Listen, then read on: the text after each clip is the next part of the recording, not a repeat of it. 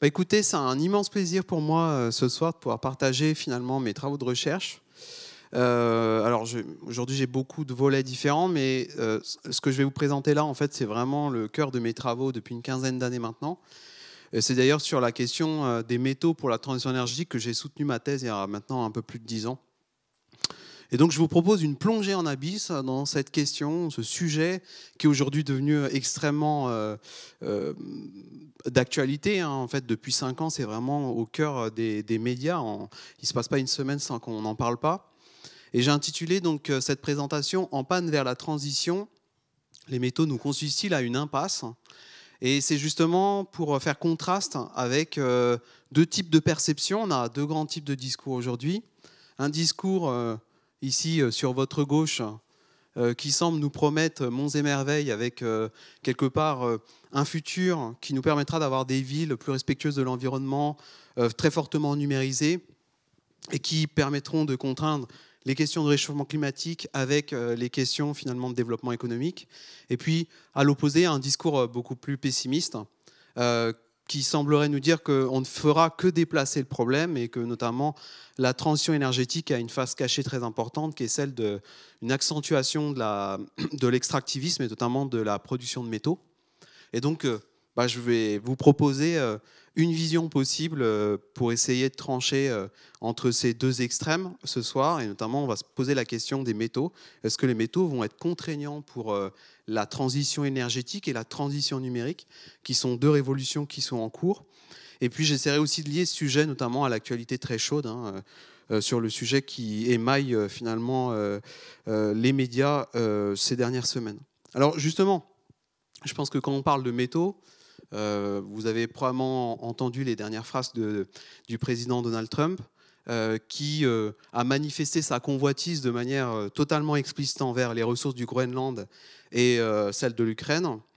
Et ça m'a du coup interrogé. Je me suis dit, est-ce que justement du côté des Américains, est-ce qu'il n'y a pas des rapports ou des études justement qui se sont déjà posé cette question de la disponibilité des ressources naturelles et en quoi ça pouvait être une menace pour finalement le développement économique américain? Et du coup, je vous propose cette citation qui me semble être de circonstance, et puis ensuite je vous indiquerai sa provenance. Alors, la citation, c'est: en tant que nation, nous avons toujours été plus intéressés par les scieries que par les semis. Nous avons mis beaucoup plus d'ingénierie dans l'agencement des usines pour couper les métaux que dans les processus d'exploitation minière pour les produire. Nous pensons aux ressources matérielles en dernier lieu et non en premier lieu. Alors j'ai choisi cette citation parce qu'elle me paraît extrêmement frappante et éclairante. Et c'est quelque chose que je constate moi-même en travaillant sur le sujet depuis 15 ans. C'est que bien souvent, en fait, les ressources naturelles, elles sont, malgré c'est le soubassement de nos économies est vraiment très profondément matériel, elles sont souvent en toile de fond et on a tendance à les oublier alors qu'elles sont souvent bien présentes dans notre quotidien.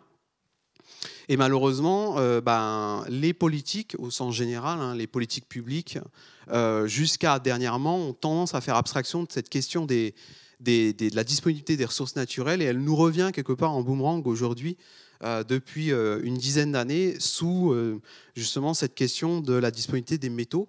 Mais on pourrait bien entendu élargir le scope et s'intéresser à la disponibilité des ressources naturelles de façon générale.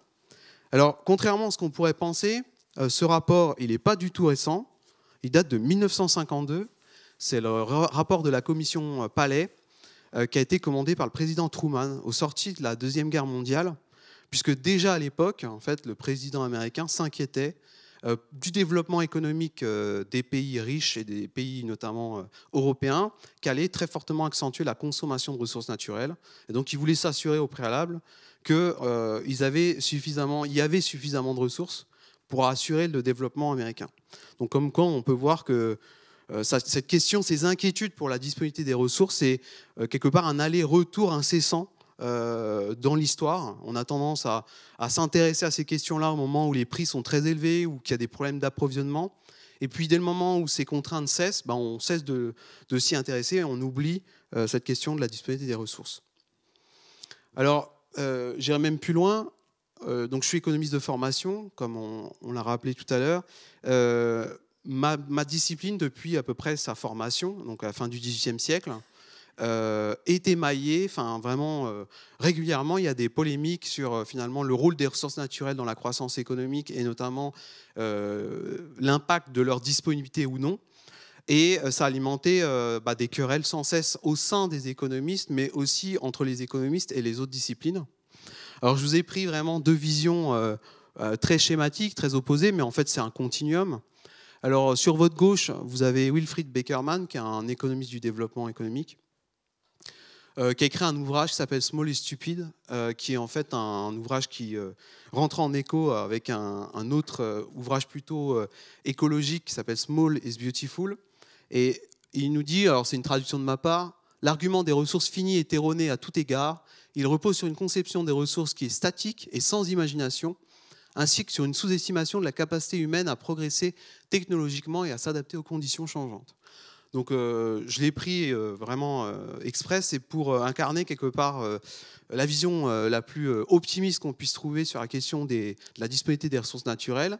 Dans cette vision-là, il n'y aura jamais de problème de disponibilité des ressources naturelles parce que l'homme est capable de s'adapter à toutes conditions et il peut développer des technologies pour accéder à différents types de ressources et pour surpasser cette question de l'accès aux ressources.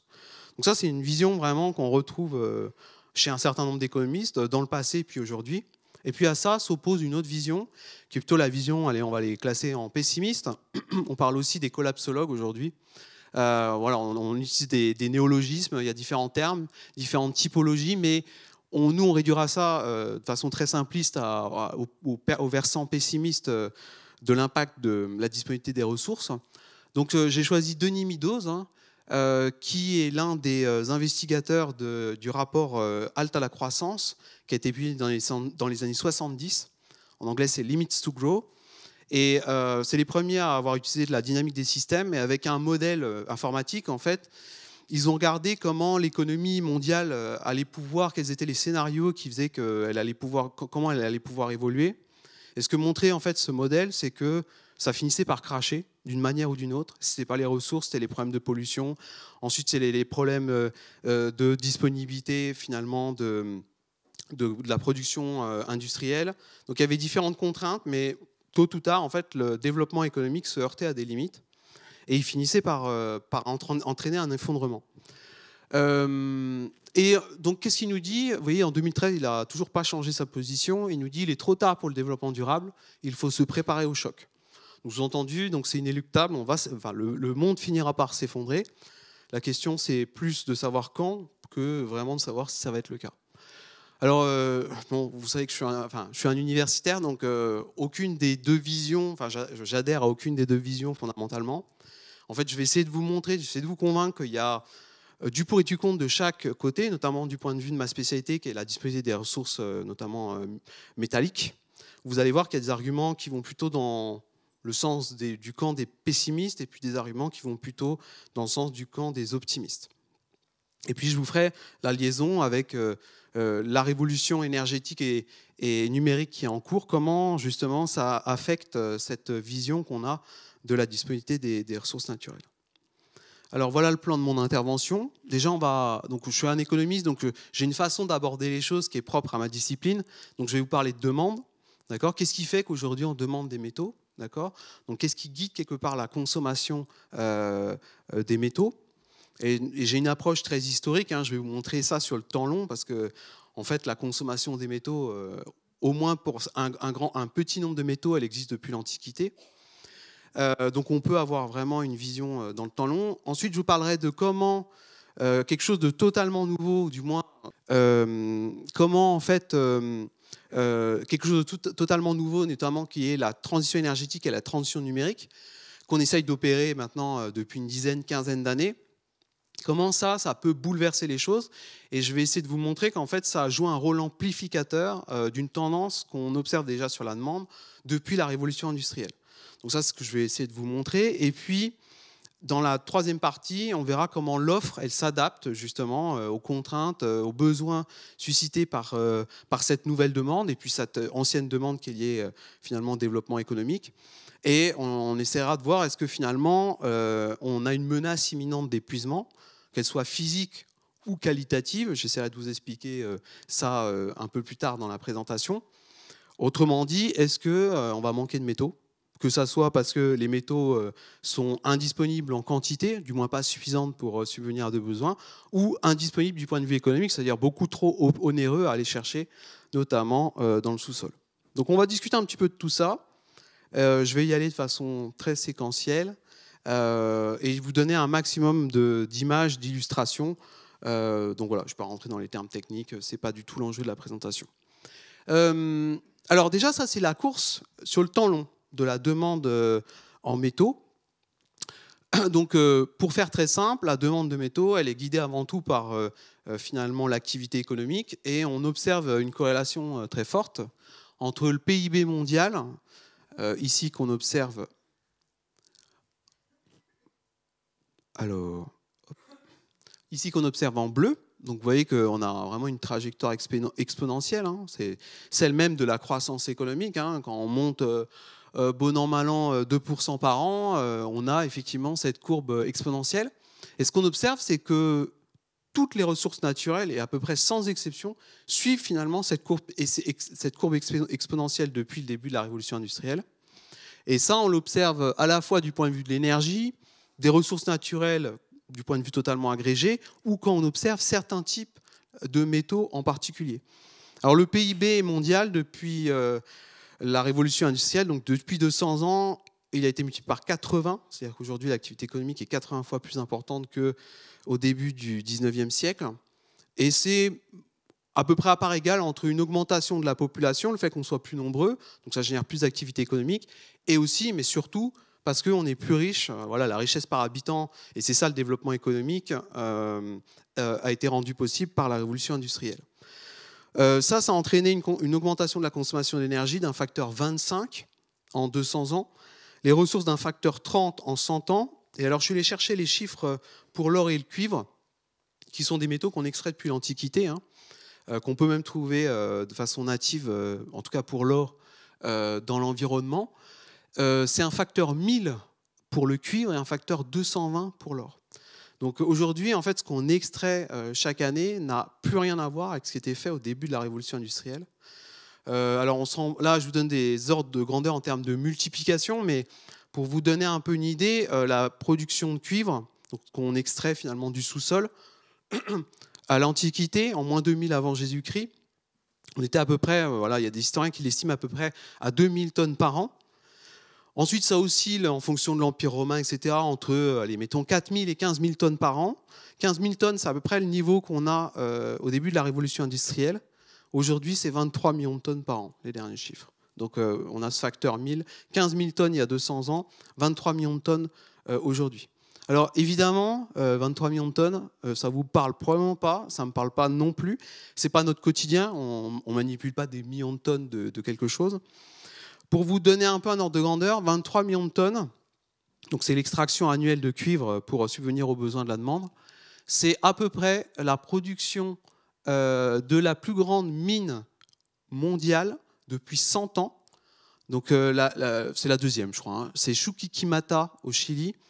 Donc c'est la deuxième plus grande mine mondiale. Et 23 millions de tonnes, c'est précisément ce qu'elle a extrait depuis son ouverture, il y a à peu près 100 ans. Et c'est un très grand trou. Hein, pour faire 23 millions de tonnes, vous voyez, c'est 8 km² jusqu'à 850 mètres de profondeur. 8 km², c'est 1000 terrains de foot mis bout à bout, d'accord. Et c'est 850 mètres de profondeur, c'est 2 tours Eiffel. Donc c'est quand même quelque chose de très important. Et ça, il faut ça chaque année pour assurer la demande mondiale en cuivre. Donc il va falloir creuser beaucoup de trous pour pouvoir continuer à suivre cette dynamique exponentielle.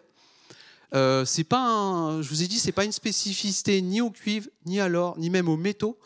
Vous avez ici les taux de croissance annuels de la consommation de différents types de ressources naturelles depuis 1950. Vous voyez que tous les taux de croissance sont positifs et très largement positifs. Finalement, ce qui est le moins important, c'est le bois, qui est pourtant une ressource renouvelable. Mais c'est ce qui croît le moins parce qu'on a des contraintes très importantes pour continuer à extraire plus de bois. Le plastique, dont on parle beaucoup aujourd'hui, a le rythme d'augmentation le plus important. Et on voit que pour les ressources minérales et les métaux, on est autour de 3, 4, 5% par an. Donc c'est non négligeable sur des décennies en termes d'augmentation des ressources. Alors, peut-être la mauvaise nouvelle, c'est qu'en plus du fait qu'on extrait toujours plus de ressources naturelles, la logique voudrait qu'on s'appuie de plus en plus vers des ressources renouvelables, un peu comme on essaye de le faire pour l'énergie, puisqu'une ressource renouvelable peut être renouvelée, donc quelque part on ne dépend pas d'un stock qu'on va finir par épuiser. Et malheureusement, le bilan mondial de l'extraction de matières premières se déséquilibre, non pas vers les ressources renouvelables, comme par exemple le bois, la biomasse, mais vers les ressources épuisables. Ici, la partie renouvelable des ressources, vous l'avez en vert. En 1970 et en 2017, on voit qu'en 1970, on extrait à peu près 30 milliards de tonnes par an de ressources. C'est plus que 100 milliards maintenant aujourd'hui. Et vous voyez que la part de ressources renouvelables, c'était 33% en 1970. C'est désormais plus qu'un quart de l'extraction totale de ressources naturelles. Donc en fait, en tout cas, en ce qui concerne la dynamique de demande, disons que pour l'instant, on est plutôt dans le camp des pessimistes, c'est-à-dire qu'on voit bien qu'on a une logique exponentielle de consommation qui, dans un monde fini, peut poser très certainement question, puisque notamment si on continue à dépendre de ressources de stock, que sont les métaux, entre autres, on a un stock fini d'atomes de fer et d'atomes de cuivre sur la planète Terre, et donc ça va finir par buter, quelle que soit en fait la taille de ce stock. Alors, je vous l'ai dit, moi j'ai beaucoup travaillé sur les métaux mineurs, mais il y a aussi d'autres grandes catégories de métaux. Et ce que j'ai pu montrer il y a une dizaine d'années, c'est qu'on ne peut pas mettre tous les métaux dans le même sac. Moi, je vais vous parler des grands points communs à l'épuisement des métaux, ce qui fait vraiment le cœur fondamental de l'épuisement des ressources métalliques. Mais je ne veux pas vous faire croire que tous ces métaux sont à mettre dans le même sac. Il y a des spécificités liées à chaque marché. Vous ne pouvez pas comparer finalement le comportement du marché de l'or ici, que vous avez en bleu. Donc ça, c'est la taille du marché, la taille des bulles. Du fer, qui est à l'autre bout du spectre. Du cuivre que vous avez ici. Et puis même d'une myriade de petits métaux dont vous ne connaissez peut-être pas le nom, notamment le tellure, l'indium, le gallium, etc. Ces métaux-là, en fait, finalement, on peut opérer trois grandes catégories de comportement de marché. On a d'une part ce que moi j'appelle les métaux majeurs, ici. Donc c'est des métaux qui sont produits en très très grande quantité. Donc là-dedans, je vais mettre le cuivre, le nickel, l'acier. L'acier, par exemple, c'est pour donner une ordre de grandeur, c'est 1 milliard à 2 milliards de tonnes extraites par an. On l'a dit, le cuivre, c'est 23 millions de tonnes. L'aluminium, c'est autour de 80 millions de tonnes. Quand on passe à l'autre bout du spectre, c'est-à-dire les métaux précieux, on est sur des volumes qui sont tout petits. Les platinoïdes, le palladium, le platine, c'est quelques centaines de tonnes par an. L'or, c'est 2000 tonnes par an. L'argent, c'est à peu près 20 000 tonnes. Donc on n'est pas du tout sur les mêmes ordres de grandeur. Mais comme ces métaux précieux ont une valeur unitaire extrêmement élevée, j'ai regardé les cours de l'or récemment, on est à peu près à 100 000 $ le kilo, versus le cuivre où on est à peu près à 9 $ par kilo, alors même que les prix ont augmenté très fortement. Donc on voit ici que à la fois les métaux précieux et les métaux majeurs sont des énormes marchés, mais pas pour les mêmes raisons. Il y en a un où en fait on brasse d'énormes quantités à des prix très très faibles, mais ça fait quand même des gros marchés. Et puis l'autre, on brasse des tout petites quantités, mais à des prix très très élevés. Et puis il y a une troisième catégorie, c'est toutes les petites tâches là où je me suis même pas embêté à mettre le nom. C'est nos fameux métaux mineurs. Alors, il y en a qui parlent de métaux high-tech, de métaux technologiques ou de métaux rares. Ces métaux-là sont des tout petits marchés. Il y a souvent très peu d'acteurs, à la fois du côté de l'offre et la demande. Et ils n'ont pas du tout les mêmes comportements. Et en particulier, ils ne sont pas du tout recyclés. On se posera peut-être la question du recyclage en ouverture. Mais voilà, c'est simplement un rappel. Attention, il y a des points communs aux différents types de métaux, mais il y a aussi évidemment des spécificités. Marché du cuivre, 200 milliards de $ par an. Le marché de l'or, c'est à peu près la même chose. Le lithium, dont on parle beaucoup, notamment pour les batteries, c'est 3 milliards de $. Donc vous voyez, il y a presque un facteur 100. L'indium que vous avez dans cet écran d'ordinateur, dans vos smartphones, notamment pour les écrans tactiles, c'est indispensable. L'indium, c'est à peu près 1000 tonnes par an d'extraction et c'est 300 millions de $ pour la taille du marché. Donc c'est des tout petits marchés et ça va changer beaucoup de choses, notamment sur les questions de concentration et de géopolitique. Alors, en quoi finalement la transition énergétique et la transition numérique qui sont en train d'être opérées, ça va quelque part modifier notre équation, changer la donne. C'est ce que je vais essayer de vous montrer dans le cadre de cette deuxième partie. Aujourd'hui, on a le réchauffement climatique qui entraîne déjà un certain nombre de dégâts. Et donc, il y a une nécessité, finalement, d'opérer une transition énergétique. Alors, le truc, c'est qu'aujourd'hui, si la transition énergétique se réduit à simplement changer d'énergie, donc à basculer notamment vers des énergies à faible empreinte carbone, je ne parle pas d'énergie verte ou d'énergie zéro carbone, toute forme d'énergie a une empreinte carbone, simplement, ces nouvelles énergies ont une empreinte carbone qui est plus faible. Ça, il ne faut pas le remettre en cause, il faut opérer cette transition. Néanmoins, il faut aussi garder en tête que ces énergies à faible empreinte carbone, comme le photovoltaïque, comme l'éolien, etc., sont complètement différentes, d'une part, des énergies renouvelables d'avant la révolution industrielle, mais aussi, d'autre part, des énergies fossiles qu'on utilise actuellement. Alors, en quoi elles sont différentes? C'est ce que j'essaie de vous représenter ici par ces deux graphiques. Alors, d'une part, le premier graphique, il vous montre que ces nouveaux systèmes, ce n'est pas les moulins à vent ou à eau d'il y a 200 ans, tout simplement, ne serait-ce que quand on observe le contenu, les ressources qui sont mobilisées. En fait, il y a une variété en termes d'éléments du tableau de Mendeleïev, si vous vous souvenez de vos cours au lycée. Vous observez que les moulins à vent et les moulins à eau, on faisait avec ce qu'on trouvait localement, donc avec des ressources, des éléments qui étaient relativement abondants. Aujourd'hui, les nouveaux systèmes de transition énergétique qui sont bien souvent extrêmement digitalisés, numérisés, etc., avec de la micro-informatique, etc., dépendent d'à peu près tout le tableau de Mendeleïev. C'est-à-dire on va mobiliser à peu près tous les éléments du tableau de Mendeleïev, et donc ces éléments, il va falloir les extraire un peu partout. Et donc on est extrêmement dépendant de chaînes de valeur extrêmement mondialisées, internationalisées, où on va faire l'extraction à un endroit, le raffinage des métaux à un autre endroit, etc., etc. Ce qui peut évidemment poser problème, notamment dans l'environnement actuel où certains pays veulent augmenter les droits de douane. Ça va nous rendre extrêmement fragiles de ce point de vue-là. Et si vous regardez ça par rapport aux énergies, aux hydrocarbures conventionnels, les systèmes d'extraction énergétique conventionnels, alors hydrocarbures, gaz, charbon, pétrole, sont aussi moins variés en termes d'éléments mobilisés. Le deuxième constat, au-delà de cette complexité des nouveaux systèmes d'énergie à faible empreinte carbone, c'est le fait que ces nouvelles formes d'énergie vont être beaucoup plus intensives en métaux. C'est-à-dire que pour faire 1 mégawatt de puissance de panneaux photovoltaïques ou d'éolien, ce que vous observez ici, ici vous avez la quantité de kilos des différents types de métaux par mégawatt de puissance. Vous observez que pour l'éolien en mer ou l'éolien terrestre ou le solaire, le chiffre est beaucoup plus grand que ce qu'on observe pour le nucléaire, pour le charbon ou même pour le gaz naturel, donc tout ce qui est production d'électricité à partir de centrales à gaz, à cycle combiné notamment. On observe qu'en fait, il vous faut, vous voyez, pour l'éolien terrestre, par exemple, à peu près 10 tonnes de métaux par quantité de mégawatts, par puissance de mégawatts. Et quand vous allez, parce que là, c'est juste la puissance, quand vous allez regarder la quantité de métaux qu'il faut par exemple, kilowattheure d'électricité, c'est-à-dire par quantité d'électricité produite, ça accentue encore cet effet-là parce que les énergies renouvelables, par exemple, sur 1 mégawatt de puissance d'éolien, on ne produit pas 100% du temps, on produit quand il y a du vent. Donc, ça va encore accentuer cet effet-là. Donc, on a deux faits qui se détachent. C'est que si on bascule vers des énergies à faible empreinte carbone, il va falloir une plus grande diversité de métaux.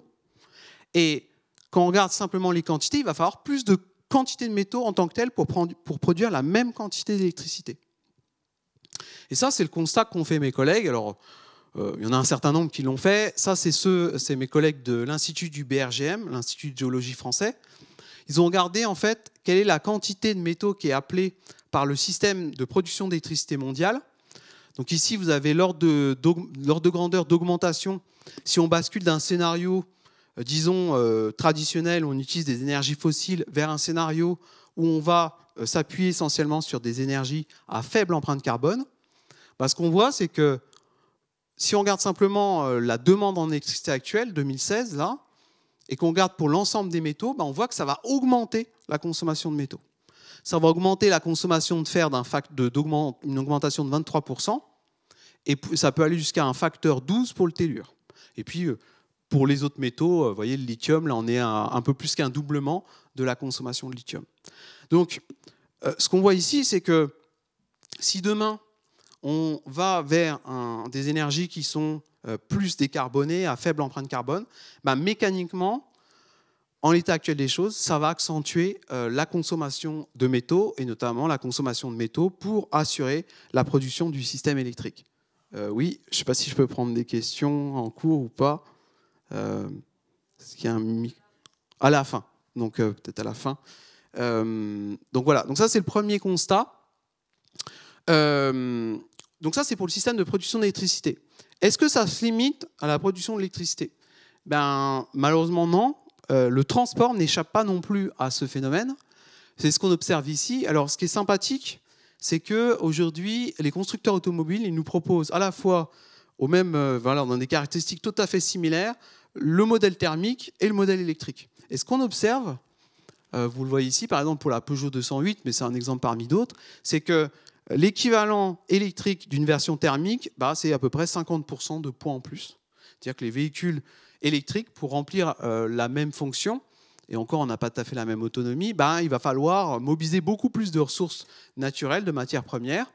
Les véhicules sont plus lourds, et on le voit ici dans ce graphique de l'Agence internationale de l'énergie. Si vous regardez simplement les métaux, ils ont fait la comparaison d'un certain nombre de quantités de métaux, par exemple comme le cuivre, le lithium, le nickel, le manganèse, etc.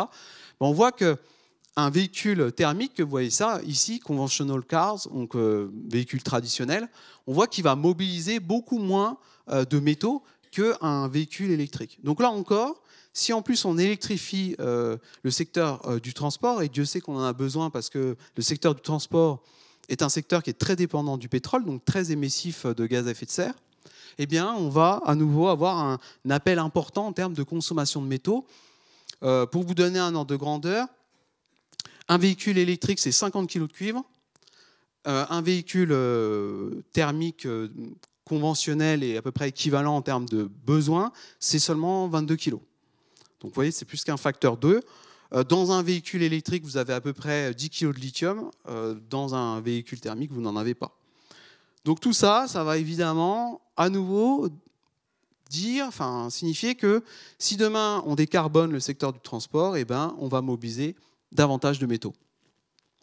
Peut-être une extrapolation, simplement pour vous montrer. Donc c'est une extrapolation extrêmement simple que j'avais fait pour la revue de l'électricité et de l'électronique. Sur le cas du lithium, un cas que je travaille depuis maintenant 5-6 ans. Vous avez ici l'extraction de lithium, la production mondiale de lithium, à peu près 12 000 tonnes par an en l'an 2000. Aujourd'hui, dernier chiffre 2024, on est à peu près 240 000 tonnes. Donc, vous voyez, on a multiplié par plus d'un facteur 20 l'extraction de lithium, notamment pour suivre la demande du secteur des batteries, et en particulier la demande émanant des véhicules électriques. Ici, j'ai fait des calculs en prenant en compte la concentration du lithium dans les différents véhicules électriques.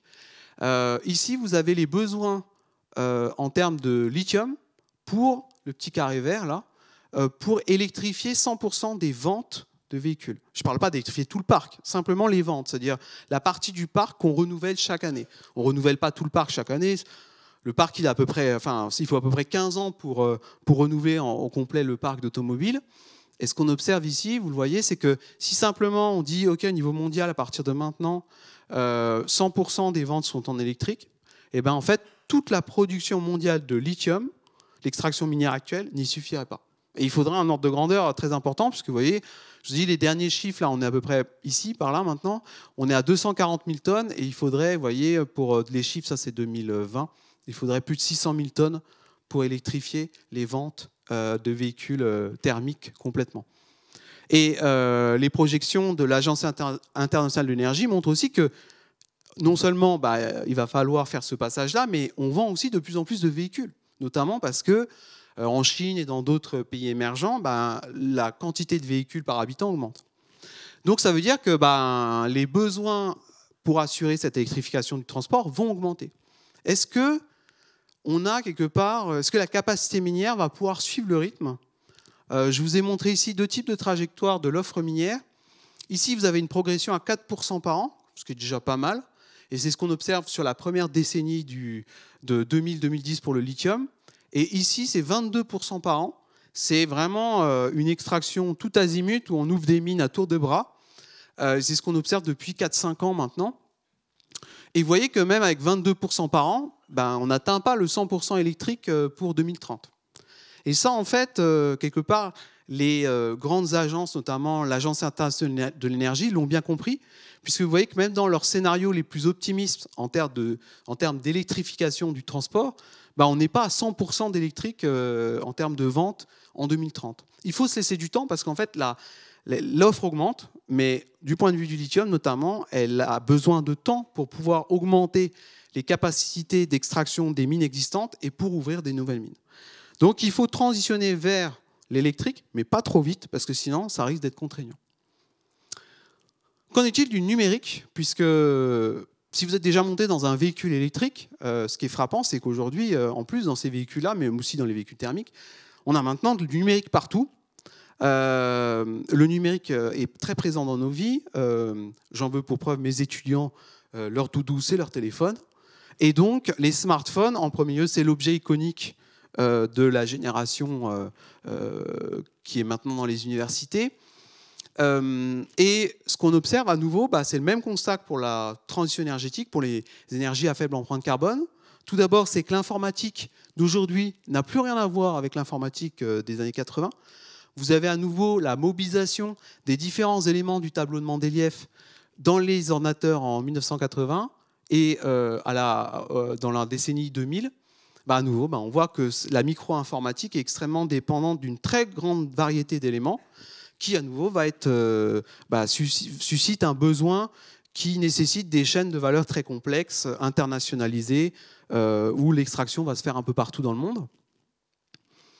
Le téléphone portable est constitué avant tout de métaux. 45%, vous voyez, là, il y a une caractérisation chimique qui a été faite. 45% d'un smartphone, c'est des métaux. Ça représente pour un smartphone qui fait à peu près 110 grammes, à peu près 50 grammes de métaux, 17 grammes de fer, 6 grammes de cuivre, 22 mg d'or. Alors, les 22 mg d'or, ça ne vous parle très certainement pas. Pour vous donner un ordre de grandeur, on a une concentration en or 20 fois plus importante dans un smartphone que dans une mine d'or. C'est-à-dire qu'aujourd'hui, nos smartphones sont des mines, c'est pour ça qu'on parle beaucoup de mines urbaines, je ne sais pas si vous avez déjà entendu parler de ce terme, c'est que justement, ils sont très concentrés en or, et donc les recycleurs, s'ils recyclent les smartphones, ce qu'ils ciblent en premier, c'est l'or, parce que ça représente l'essentiel des recettes qu'on va pouvoir tirer en termes de métaux. Vous voyez ici, ça, c'est la concentration des différents éléments dans notre smartphone, en pourcentage du poids, et ça, c'est la valeur des métaux présents. Vous voyez que l'or, c'est 72% de la valeur qui est présente dans un smartphone. Donc en fait, aujourd'hui, la mine urbaine, ce n'est pas tellement l'idée qu'on va aller recycler tous les métaux dans l'informatique, dans la microélectronique, dans les produits qu'on va retrouver dans les décharges, mais c'est plutôt qu'on va cibler certains métaux, en particulier les métaux précieux. Et donc c'est vraiment un Eldorado au sens littéral du terme, c'est-à-dire on y va pour chercher de l'or. Et ces nouvelles technologies de l'information et de la communication, elles vont aussi, du coup, susciter une demande très forte du point de vue de l'extraction. Je vous ai ici représenté la part de la consommation qui est due à ces nouvelles technologies de l'information et de la communication. Ça peut être une part non négligeable de la demande totale adressée à ces métaux. Vous voyez que pour les terres rares, les fameuses terres rares dont on parle beaucoup actuellement, c'est à peu près 20% de la demande en terres rares qui est directement suscitée par l'informatique, les technologies de l'information et de la communication. Et vous voyez que pour l'indium, ça peut aller jusqu'à plus de 80%. Donc, à nouveau, on a finalement 2 briques, celle de la transition énergétique et de la transition numérique. Et ces 2 briques, elles vont avoir le même effet, elles vont accentuer en fait l'effet de consommation qu'on a observé, qui est déjà là depuis la révolution industrielle. Donc, on va avoir un effet d'amplification de ces transitions sur notre consommation de métaux. Est-ce que l'Europe est en bonne position pour assurer ses besoins? Une question que je me suis posée il y a maintenant plus de 10 ans. Alors, je crois que c'est Valéry Giscard d'Estaing qui disait la France n'a pas de pétrole, mais elle a des idées. Monsieur Macron nous a dit la France n'a pas de pétrole, mais elle a du lithium. On va essayer de répondre à cette question-là simplement en observant ce graphique. Ici, ce que j'ai fait, c'est que j'ai compilé plein de statistiques sur à peu près la quarantaine de métaux qui existent du tableau de Mendeleïev. Et je suis allé regarder finalement qui possède les réserves associées à ces métaux-là. Donc j'ai regardé la valeur associée au fer, à l'indium, au cuivre. J'ai tout agrégé ça. Et ça vous représente les pays, la part des réserves mondiales en termes de valeur que possède chaque pays, ici sur l'axe horizontal, qui est l'axe des abscisses. Et ici, vous avez la part en termes de valeur des réserves d'hydrocarbures, donc charbon, pétrole, gaz. Et on voit que les pays n'ont pas tout à fait les mêmes intérêts. Il y a des gagnants de la transition énergétique, on ne va pas se mentir. Et puis, il y a des grands perdants. Et puis, il y en a pour qui ça n'a pas changé grand-chose. Alors, ici, en rouge, c'est clairement les grands perdants, donc, parmi lesquels un paquet de pays de l'OPEP, l'Arabie Saoudite, l'Iran, l'Irak, le Venezuela, le Koweït, etc. Ces pays-là, ils n'ont pas du tout d'intérêt à la transition énergétique. Et d'ailleurs, quand vous observez les COP, les différentes conférences des partis pour le climat, ils freinent des cas de fer parce que pour eux, c'est une perte économique majeure si demain on se passe de leurs ressources. Ça veut dire que leurs ressources qui avaient une énorme valeur en sous-sol, d'un coup, on n'en a plus besoin, elles n'ont plus de valeur. Donc, ils freinent au maximum. Ceux qui sont là, ce n'est pas du tout la même chose puisque ces pays-là sont des gros détenteurs d'une nouvelle ressource stratégique que sont les métaux. Et en premier lieu, vous observez que le premier acteur, c'est la Chine. D'accord ? La Chine est incontournable. Quand vous regardez la quarantaine des métaux, alors les statistiques, elles datent de 2015, mais j'ai regardé là récemment, ça n'a pas changé. La Chine, elle est dans les 4 premiers producteurs mondiaux dans 95% des cas. Quand vous regardez les 40 éléments, c'est-à-dire qu'en fait, elle est quasiment incontournable. Il n'y a pas un seul métal où elle ne va pas être quasiment sur le podium. Et elle est dans 60% des cas, premier extracteur mondial. C'est-à-dire que la Chine, c'est à la fois l'usine du monde parce qu'elle a une demande énorme pour assurer finalement la production des biens qu'elle va exporter partout dans le monde. Mais c'est aussi un pays extrêmement important du point de vue de l'extraction et encore plus du point de vue du raffinage, puisqu'il y a la chaîne de valeur des métaux.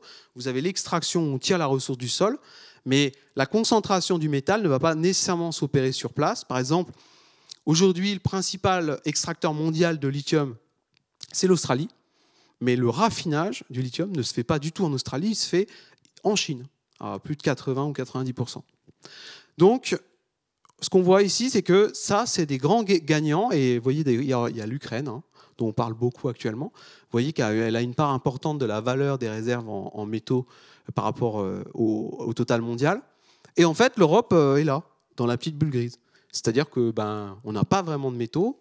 On n'avait pas d'hydrocarbures, mais on n'a toujours pas vraiment de métaux. Alors, la mine de lithium qui est prévue par Imerys, là, en Auvergne, je suis allé la visiter il y a 2 ans et demi, parce que je suis dans un projet de recherche avec Imerys. Donc, M. Macron nous dit qu'on a du lithium et ça va nous permettre finalement d'être gagnants dans cette transition. Alors, pour vous donner un ordre de grandeur, la mine de lithium, si elle a lieu un jour, parce que du point de vue de l'acceptabilité sociale, c'est une question qu'on pourra se poser, les 34 000 tonnes d'hydroxyde, c'est à peu près aujourd'hui 2,3% de la production mondiale. Et les réserves, c'est-à-dire le stock qu'on va pouvoir extraire, c'est moins de 1%. Donc, c'est-à-dire que ça reste très petit par rapport aux grands acteurs de l'économie du lithium. Et le PIB français, c'est un peu plus de 3% du PIB mondial. Donc, ça veut dire, grosso modo, que, et on peut faire des projections, mais de toute façon, même en lançant cette énorme mine, qui est aujourd'hui une carrière de kaolin, mais qui pourrait devenir une mine, ça ne suffira pas à tous les besoins, notamment du secteur du transport. Donc, malheureusement, on n'est toujours pas en très bonne position pour assurer nos besoins. Alors, on pourra reparler, si vous voulez, lors des questions, de la session de questions, on pourra rediscuter de ce que peut faire l'Europe, quels sont les leviers d'action. Mais en tout cas, du point de vue simplement de l'extraction et des réserves, on n'est pas en bonne position. Est-ce que, au vu de ce que j'ai pu vous décrire, vous pouvez dire, alors ok, mais où sont les bonnes nouvelles? Où sont la vision un petit peu optimiste, les arguments ce qu'on appelle les abondancistes, ceux qui croient en la corne d'abondance? Bah, vous allez voir, ils arrivent. C'est plutôt du côté de l'offre que ça se passe, sur la capacité de l'offre finalement à suivre cette demande qui est exponentielle. Alors, la première question qu'on peut se poser, c'est est-ce qu'on ne va pas manquer de métaux tout court? Est-ce que demain, on ne va pas se retrouver à court de métaux? Donc, excite la construction d'éoliennes, de panneaux photovoltaïques, etc. Parce qu'on n'aura plus justement suffisamment de métaux pour pouvoir assurer ces nouvelles installations. Alors, déjà, c'est juste pour vous montrer, dans la presse, on parle souvent d'années de production qui nous resteraient, avec un indicateur qui s'appelle le R sur P, pour les connaisseurs. Donc, le R sur P, c'est le rapport, c'est un ratio très simple entre les réserves. Les réserves, c'est la quantité de métaux qui est identifiée au coût actuel, c'est-à-dire extractible aujourd'hui économiquement de façon rentable, avec la technologie d'aujourd'hui, et identifiée géologiquement. Donc ça, grosso modo, c'est le stock. Donc pour vous donner un ordre de grandeur, aujourd'hui, les réserves de cuivre, c'est à peu près 1 milliard de tonnes. Et on peut diviser ça par la production actuelle, 23 millions de tonnes, d'accord? Et ça nous donne un rapport. Et c'est souvent ce rapport qui est tiré dans la presse. On fait des mauvaises interprétations de ce rapport. On dit souvent il nous reste du coup 45 ans de cuivre ou 40 ans de pétrole. Donc on peut multiplier les exemples de ce type.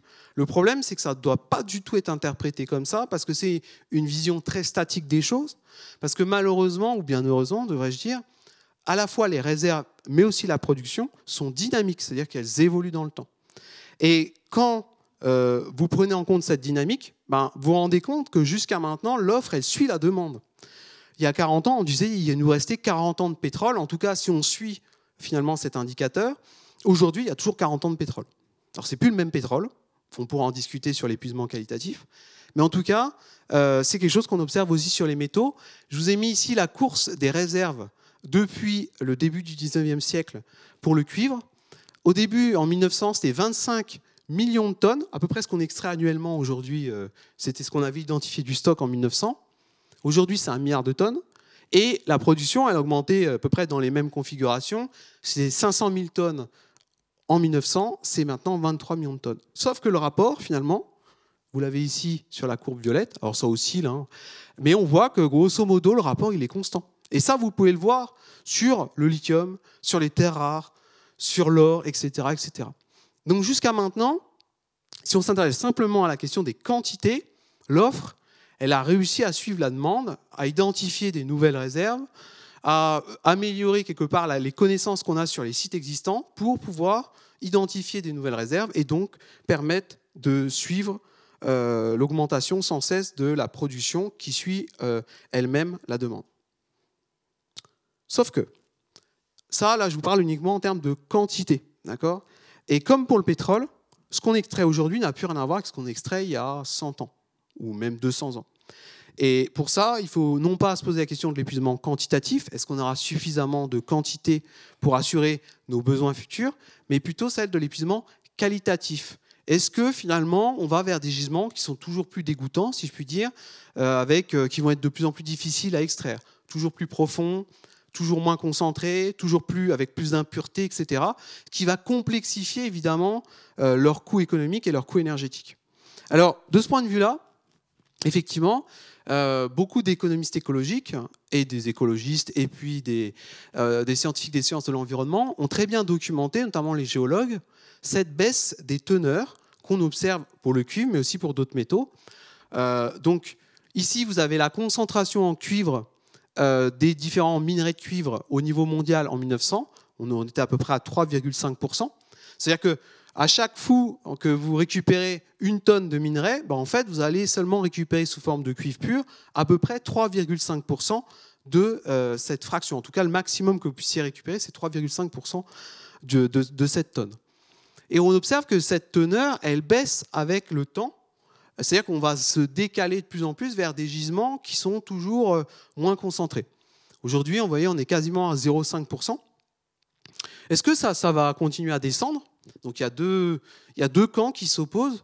Il y en a qui disent oui, ça va continuer à descendre jusqu'à la teneur moyenne de la croûte terrestre. Donc grosso modo, la teneur de ce que vous avez dans votre jardin. On va continuer à aller vers des gisements de plus en plus faiblement concentrés.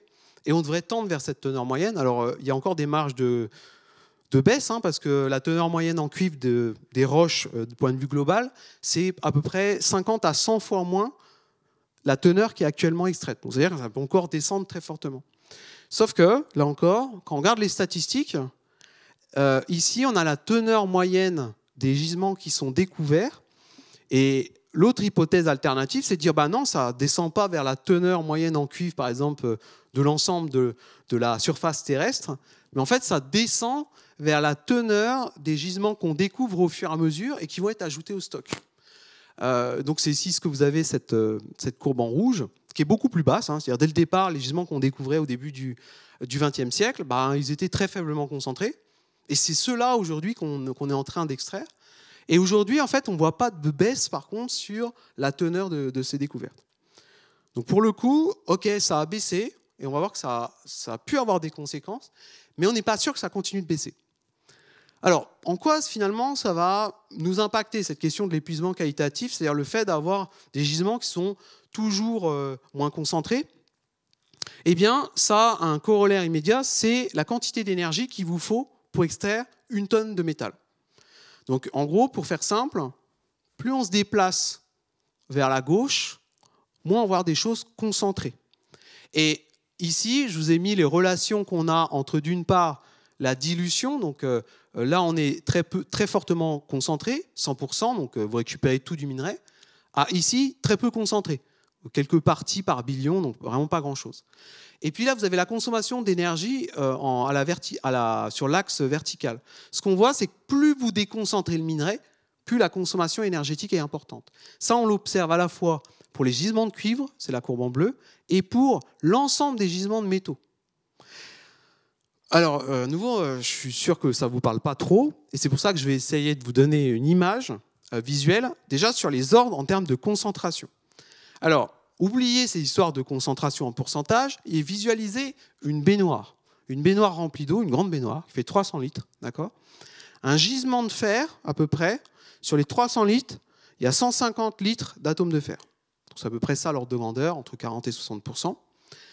Un gisement de cuivre, sur les 300 litres, le cuivre, c'est à peu près une bouteille d'eau. Un gisement d'or, sur les 300 litres, la baignoire de 300 litres, c'est imaginer un carré de sucre que j'écrase, 6 grammes, que j'écrase et que je disperse dans l'eau. Après, le jeu, c'est d'aller récupérer les atomes de sucre. Enfin, les atomes, du coup, d'or, en l'occurrence, la molécule de sucre. Bon. Et ça, évidemment, ça va décupler la consommation d'énergie qu'il vous faut pour pouvoir les récupérer, ces atomes de fer, de cuivre et j'en passe.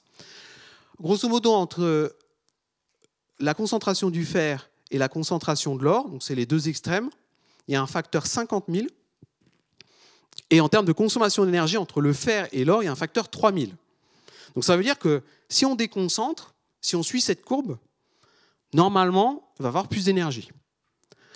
Sauf que, là encore, vous voyez, le problème, c'est la complexité de toute cette histoire. Hein. On se dit, tiens, on tient un truc, puis en fait, c'est pas si évident. Sauf que quand on regarde les prix, qui est finalement l'indicateur clé des économistes, on voit que le prix des métaux, et là, je vous ai mis le prix du cuivre, depuis le début de la révolution industrielle, hors inflation, c'est-à-dire on a effacé l'effet de l'inflation, on a enlevé l'inflation, on voit que les prix baissent. C'est-à-dire qu'en tendance, et ça, vous le voyez pour la part des métaux, les métaux sont plus chers il y a 100 ans qu'ils ne le sont aujourd'hui. C'est bizarre quand même, parce qu'on se dit d'un côté, on déconcentre, on va avoir des gisements qui sont plus impurs, plus profonds, déconcentrés, qui vont demander du coup, si on suit la courbe d'avant, beaucoup plus d'énergie. L'énergie a un coût, donc ça veut dire quelque part qu'on augmente le coût de ces métaux. Or, on voit que les prix baissent. Donc il y a un truc qu'on ne capte pas. La réponse, hein, vous l'avez peut-être, c'est le progrès technique. C'est-à-dire que les miniers sont pas restés les bras croisés, c'est-à-dire que quand ils constatent cet effet de déconcentration, comme ça a un coût pour eux, un coût monétaire, il faut de l'argent pour acheter l'énergie, ils vont essayer de l'économiser.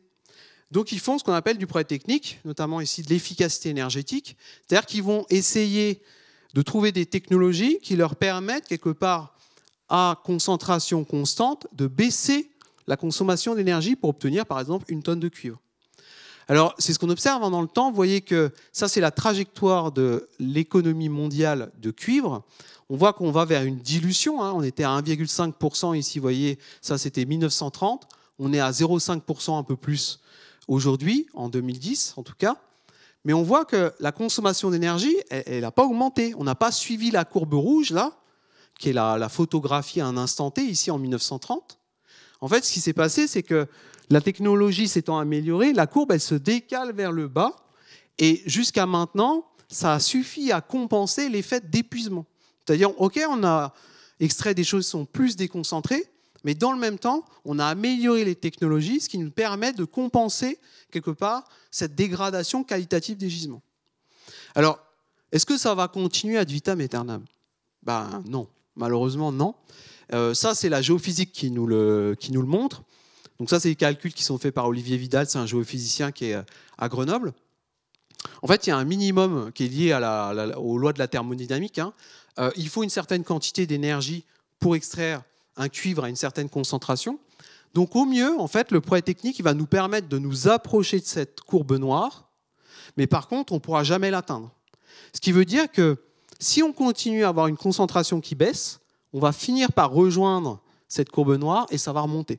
Et dès le moment où ça va remonter, si on continue de baisser les concentrations, ça veut dire qu'il va y avoir plus d'énergie, et donc ça va coûter plus cher, et donc mécaniquement, les prix vont s'envoler. Donc ça, c'est la question. Après, la question, c'est quand, et même, est-ce que ça va avoir lieu? Donc ça, on pourra en discuter si vous le souhaitez. Et j'ai presque conclu. Il me reste peut-être une dernière source d'espoir, ou au contraire d'enfumage, diront certains. Ça va dépendre de quel bord dans les deux écoles vous vous situez. C'est la question du découplage. Un certain nombre de mes collègues, les économistes, une partie des économistes diront « Oui, mais attendez, en fait, les gens, ils ne consomment pas des métaux. Personne ne va acheter des métaux au supermarché. Vous, comme moi, en fait, vous n'êtes pas tellement intéressé pour acheter du cuivre, de l'acier ou même de l'indium. Ce qui vous intéresse, c'est plutôt les produits qui vont vous fournir un service économique. Et donc, nous, ce qu'on achète, c'est des abonnements Netflix, c'est des services de transport, etc., qui ont besoin de métaux. Eh bien, qu'est-ce que nous disent les économistes? Ils disent, pour pouvoir résoudre notre équation du développement économique et de la conciliation des ressources finies, il suffit de découpler les deux. C'est-à-dire de produire toujours plus de services économiques, autrement dit du produit intérieur brut, avec toujours moins de ressources naturelles. Donc l'idée, c'est qu'on va essayer de trouver des technologies qui sont plus économes en ressources naturelles et qui fournissent le même service économique. Donc imaginez, l'objectif de cette théorie, c'est on construit un gâteau qu'on veut de plus en plus gros, c'est le produit intérieur brut, c'est la croissance économique, on veut faire grossir le gâteau, mais on met toujours moins d'ingrédients dedans. Donc ça, c'est la théorie du découplage. Aujourd'hui, il y a un certain découplage qui s'opère, mais qui est seulement relatif. C'est-à-dire que quand on augmente le gâteau d'un facteur 8, donc avec la croissance économique, la consommation de ressources, elle va peut-être monter d'un facteur 4 ou 5. C'est-à-dire que l'intensité de la part de gâteau est un peu plus faible, mais ça veut toujours dire qu'on consomme plus de ressources. Donc, il faudrait qu'on soit capable, quelque part, de casser ce lien entre plus d'activité économique et plus de ressources naturelles, plus d'énergie. Là encore, il y a des discussions qui ont lieu au sein de ma discipline, puis entre l'économie et les autres sciences, notamment en physique, géophysique, etc. Il n'y a pas de consensus et pour le coup, il y a même un schisme très important. On a à la fois un problème de vitesse, c'est qu'aujourd'hui, on n'arrive pas à avoir des technos qui permettent de réduire suffisamment vite le contenu en matière première par rapport à ce qu'augmente la taille du gâteau. Puis on a un problème de contenu minimum, c'est-à-dire que, imaginez cette table, alors là on a un exemple d'une table qui est massivement, qui semble faite essentiellement en carton, mais imaginez que ce soit une table qui consomme des métaux, ou même des ressources naturelles dans leur ensemble. Ok, on peut tout à fait imaginer de l'ingénierie pour diminuer le contenu en ressources naturelles de cette table, pour les faire plus fines, avoir des matériaux qui sont plus résistants, avoir des capacités mécaniques plus importantes, etc.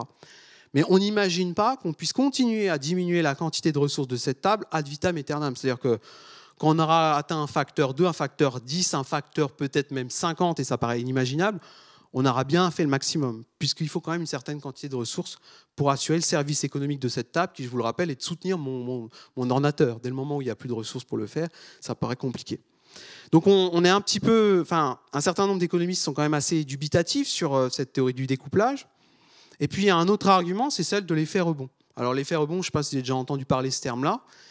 L'idée, c'est que Le progrès technique peut faire des choses, et il l'a montré par le passé, on peut être beaucoup plus efficace en ressources et en énergie pour rendre le même service économique, mais malheureusement, ça ne conduit pas toujours à une baisse de la consommation de ressources. Et c'est même plutôt parfois le contraire, c'est-à-dire que le fait d'être plus efficace nous rend plus consommateurs. Alors, j'ai choisi un exemple qui est lié. J'aurais pu vous parler du charbon, j'aurais pu vous parler de notre consommation de transport au travers des voitures à essence. J'ai choisi l'informatique. Pourquoi ? Parce que l'informatique, c'est l'exemple emblématique du progrès technique. Il y a un truc qui s'appelle la loi de Moore qui nous dit que la vitesse des processeurs augmente d'un facteur 2 je crois que c'est tous les 24 mois ou tous les 36 mois. Et ça nous a permis très rapidement d'avoir des ordinateurs extrêmement puissants, extrêmement rapides. Donc l'ordinateur, on l'utilise notamment pour faire du calcul. Donc le service économique, c'est de faire du calcul pour l'informatique. Et on peut le comparer à la consommation de silicium pour assurer une unité de calcul. D'accord ? Donc ça, on a des unités qui permettent de le faire. Et j'ai regardé la consommation de silicium en 1980 et en 2010 pour assurer une unité de calcul. Elle a été divisée par 10 millions. C'est-à-dire que pour rendre le même service économique, aujourd'hui, les nouvelles technologies d'informatique, elles ont besoin de 10 millions de fois moins de silicium pour remplir le même service. Est-ce que vous pensez que la consommation de silicium a baissé ? Malheureusement, pas du tout. Elle n'a pas baissé, elle a même augmenté d'un facteur 60. Et ça, c'est vraiment emblématique de l'effet rebond, c'est-à-dire que, OK, on a une technologie qui est plus efficace. Et si on garde les mêmes besoins, effectivement, ça nous permet de réduire la consommation de ressources. Mais c'est pratiquement jamais comme ça que ça se passe.